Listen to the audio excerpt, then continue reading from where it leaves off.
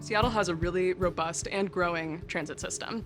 Unfortunately, though, accessing the transit system is a barrier or a big problem for a lot of people with limited mobility. One really important concept for people with disabilities and their sensibility around independence is around transportation. Transportation is meant to serve the community. If it's not serving the community, or if it's only serving a small segment of the community well, but not serving other folks in the community well, that's a bigger problem. If transit agencies are going to do the community justice, the community has to be involved in that process. Kiana Parker and I actually partnered up and we found the Inclusive Planning Grant from the Transit Planning for All project to inclusively plan and implement a mobility on demand solution for and by older adults and people with disabilities. It started with the recruitment of the steering committee members. The fact that it was a different approach really helped to bring people into the project. That's what made it really great, is that you had all these people with lived experiences. From my perspective, it was seamless.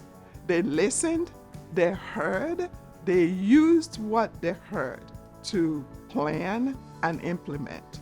The Ride Now project was a ride voucher program for older adults and people with disabilities. We use a mix of paper and digital vouchers with Yellow Cab, Uber, and Lyft, so it's a multi-provider solution using transportation providers that are already operating in the area. And we have been distributing those vouchers to older adults and people with disabilities in the Seattle area who self-identify as eligible.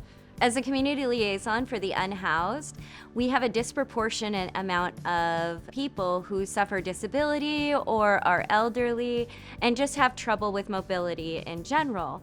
Not only did it bring the vouchers to those who really, really needed it, but it gave us an opportunity and a chance to talk about vulnerability, disability, and access needs. This program to me was about equity. It was about putting more tools in the toolbox and how people can get around.